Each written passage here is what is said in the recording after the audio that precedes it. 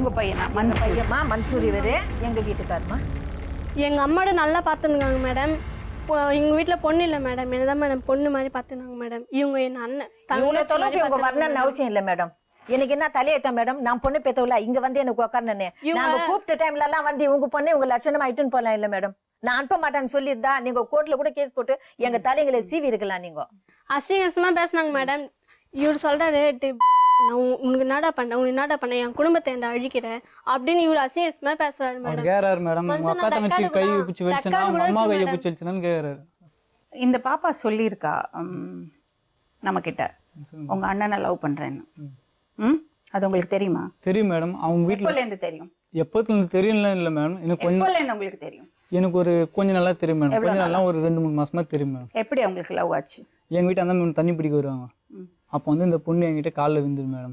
கேட்டுப்பாங்க, தண்ணியோட காலில் விழுந்தது. உனக்கு வயசு இல்லம்மா என்ன காலில் விழுந்த என்ன சொன்னா? என்னை எப்படினாச்சும் கல்யாணம் பண்ணி வச்சுருந்துச்சு. ஏன் உங்க காலில் விழுந்தா? அம்மா இருக்காங்கல்ல. யார் மேடம்? என்கிட்ட பேசவே மாட்டேன். எங்க அம்மா கிட்ட பேசவே மாட்டேன். இவ்வளவு பேசினால, வாய்க்கிழிய பேசினால, லவ் பண்றேன் சொன்னியா நீ என்கிட்ட? இல்ல மேடம், நான் சொல்ல மேடம். ஏன் மறைச்சு வச்ச?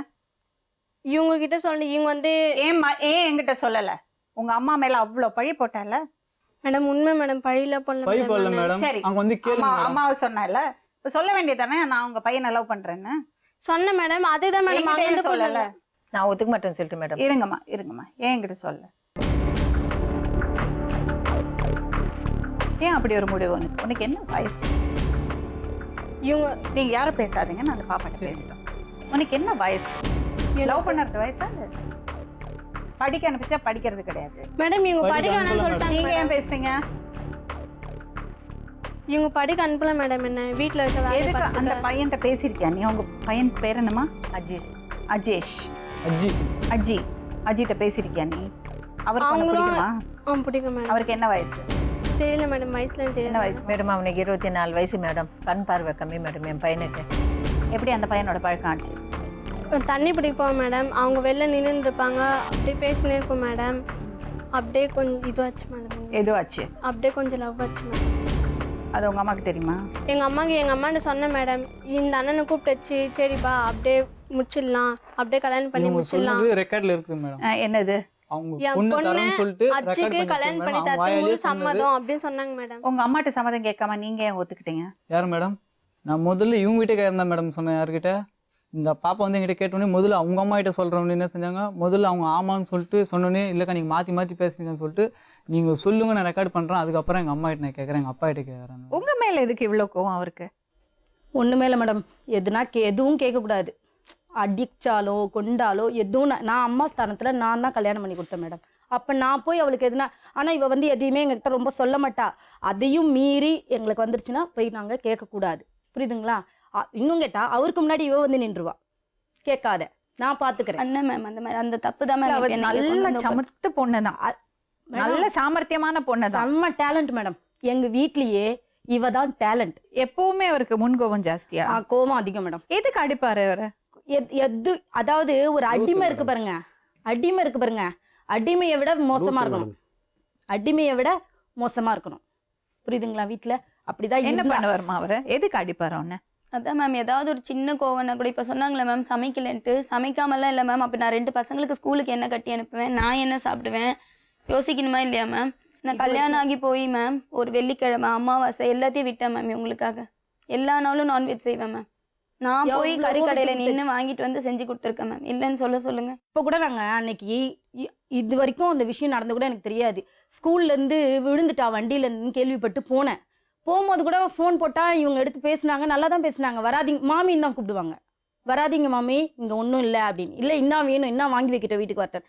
வீட்டாண்ட போய் இறங்குறதுக்குள்ளே பார்த்தா கீழே அவங்க அண்ணன் வீட்டில் அழுதுட்டு நின்றுட்டு இருக்கா.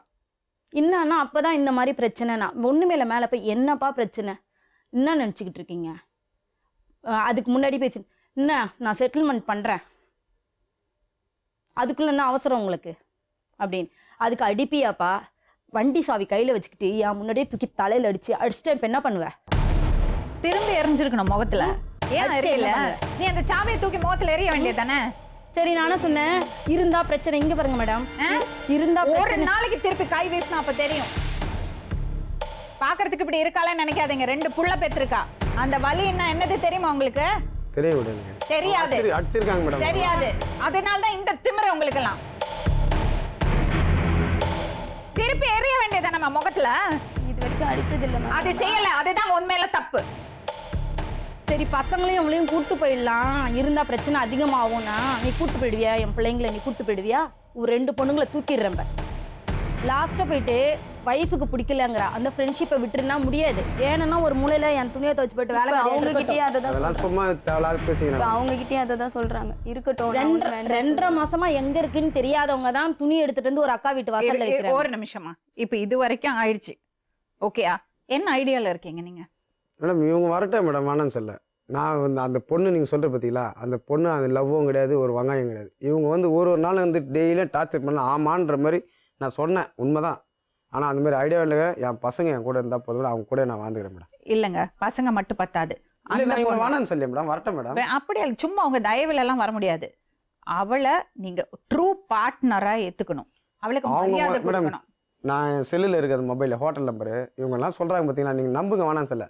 அந்த ஹோட்டல் கடைக்காரனை ஃபோனை போட்டு கேளுங்க, அவங்க எத்தனை வருஷமா ஹோட்டல்ல இருந்து டிஃபன் நான் வாங்கிட்டு சமைக்கிறது வந்து ஒரு பிரச்சனையே இல்லை மேடம். சமைக்கிறது தான் மேடம், நம்ம 2 பேரும் சேர்ந்து எதுக்கு சம்பாதிக்கிறோம்? உங்களோட அப்ரோச்சே சரியில்லைங்க. நீங்க சொல்றது என்னன்னா, நான் சொன்னது சமைக்கல, ஏன்னா உங்களுக்கு வேலைக்கு சமையக்காரியாவா? அவளுக்கு தெரிஞ்சது அவ செய்வா, அவளுக்கு செய்ய முடியலையா நீங்க செய்யுங்க, ஹோட்டல்ல இருந்து வாங்கிட்டு வாங்க. அப்புறம் அவளே விருப்பப்பட்டு அவருக்கு பண்ணி கொடுக்கணும்னு விருப்பப்பட்டு கத்துண்டு சேவா. அந்த அளவுக்கு நடந்துக்கணும். அந்த அளவுக்கு நடந்தா சத்தியமா அந்த அளவுக்கு நடந்துறதுக்கு பேசியிருக்க மாட்டேன். அந்த அளவுக்கு அது ஒரு காரணமே கிடையாதுங்க. அந்த அளவுக்கு நடந்துக்கணும்னா புருஷன் அந்த மாதிரி மரியாதை கொடுக்கணும். சரி நீங்களே கேளுங்க பாருங்க, ஒரு விஷயம் சொல்றேன் கேளுங்க. அவுட் ஆஃப் சாய்ஸ் அவ பண்ணணும், அவன் மேல அது திணிக்கப்படக்கூடாது. அதுதான் ட்ரூ ஃப்ரீடம், அதுதான் ட்ரூ ரிலேஷன்ஷிப். எந்த ரிலேஷன்ஷிப்ல ஆனாலும் அவங்க விருப்பப்பட்டு அவுட் ஆஃப் லவ் அவங்க உங்களுக்கு செய்யணும். நீங்க வந்து அவங்களுக்காக தான் பேசுறீங்க. அதாவது என்னால சொல்ல முடியல, அவங்க வந்து முன்னாடி சொல்றாங்க. அவங்களுக்காக பேசல. நீங்க அவங்கள அடிச்சீங்களா? அடிச்சேன் மேடம். இன்னொரு ஃப்ரெண்ட்ஷிப் வச்சிருக்கீங்களா? வச்சிருக்கேன் மேடம். அப்ப அவங்களுக்காக தான் பேசுவேன். இது ரெண்டும் இல்லைன்னா நான் உங்களுக்காக பேசுவேன். சப்போஸ் அந்த பொண்ணு வந்து இன்னொரு ஃப்ரெண்ட்ஷிப் வச்சிருக்கா, அப்புறம் உங்களை அடிக்கிறான்னா நான் உங்களுக்காக பேசுவேன். 2.5 மாசமா வந்து எங்க போனாங்கன்னு தெரியாது, எந்த வீட்டில் இருந்தாங்கன்னு தெரியாது. நான் ரொம்ப நாள் ட்ரை பண்ணியிருந்தேன், ஃபோன் எடுக்கல, சுவிட்ச் ஆஃப். ஃபோன் பண்ணாலும் கட் பண்ணுவாங்க. லாஸ்ட் வீக் ஒரு 2 வீக்ஸ் பிஃபோர் வந்து நான் ஹாஸ்பிட்டலில் அட்மிட் ஆகிறேன். உடம்பு முடியல, கிட்னியில் ஸ்டோன். அவ்வளோ வழியில் போயிட்டு ஸ்கூலில் போய் நிற்கிறேன் நான். ஏன்னா அந்த இன்சூரன்ஸ் போடுவேன், ஹெல்த் இன்சூரன்ஸ். அந்த கார்டை எங்கே வச்சுக்கிறான்னு தெரியல. அப்புறம் நான் பண்ணால் வீட்டுக்கு போனேன், நான் அவங்க வீட்டுக்கு போனேன். அவங்க மாமாண்ட போய் சொல்கிறேன், இவங்க வீட்டு அனுப்புவாங்க. மாமாண்ட போயிட்டு இதுமாதிரி வழியில் இருக்குது, கொஞ்சம் ஃபோன் பண்ணால் எடுக்க மாட்டாங்க, மெசேஜ் அனுப்புகிறேன் எடுக்க மாட்டாங்க. கொஞ்சம் தயவுசெய்து சொல்லி அவங்கள வந்து அந்த கார்டை எடுத்துன்னு தர சொல்லுங்களேன்னு சொல்கிறேன் நான். இவங்களும் ஃபோன் இல்லை. அவரும் நான் சொல்கிறாரு, அது நாங்கள் பேசுறது இல்லை, அந்த பொண்ணு எங்கள் வீட்டாண்ட வர்றது கிடையாது, நான் பேசுறது இல்லை அப்படின்னு. என்ன பண்ண முடியும் வழியில்? கஷ்டம்தான். அந்த ஹாஸ்பிட்டல் அட்மிட் ஆகி எனக்கு 15,000 எனக்கு செலவு. ஒரு வைஃப் இல்லைன்னா என்ன நடக்குதுன்னு தெரிஞ்சுக்கணும். அப்போ நாங்கள் செத்து இருந்தது இதுதான் மேடம். நல்லா கேட்டுங்க. அவங்க நான் செத்து முந்திருக்கேன் எல்லாமே. அப்படி கிடையாது, அவங்களுக்கு ஒரு சுயமரியாதை இருக்குல்ல. இல்லப்பா, கோவம், நீங்க பண்ண துரோகத்து மேல கோவம். இந்த மாதிரி ஒரு பொண்டாட்டி என்ன வேணா சகிச்சுப்பா. இன்னொரு பொம்பளை கூட ஆம்பளை போறது, புருஷன் போறது சகிச்சுக்கவே மாட்டான். சரி, அவங்க 10 வருஷத்துல யாரு கூட நான் பேசுறேன்னா எப்படி நான் அப்படி இல்ல மேம். அதனாலதான் இந்த ஒரு விஷயம் எனக்கு பெருசா தெரியுது மேம். அந்த டிஃபரன்ஸை என்னால கண்டுபிடிக்க முடிஞ்சது. நீங்க எல்லார்கிட்டயும் பேசிட்டு இருந்தீங்கன்னா எனக்கு தெரிஞ்சிருக்காது. சரி, எல்லாரும் கூட இப்ப இவங்க போறத சகிச்சுக்க முடியும். அந்த இன்னொரு பொம்பளைங்கிறது வந்து அது ஒரு காலேஜ் கேர்ள் கூட இவங்களுக்கு என்ன மேம் ஃப்ரெண்ட்ஷிப்? இவங்க போற லைன்ல ரொம்ப ஃப்ரெண்ட்ஸ் சொன்னீங்கல்ல, எப்படி உங்களுக்கு அந்த பொண்ணு சிவகாமி எப்படி தெரியும் உங்களுக்கு?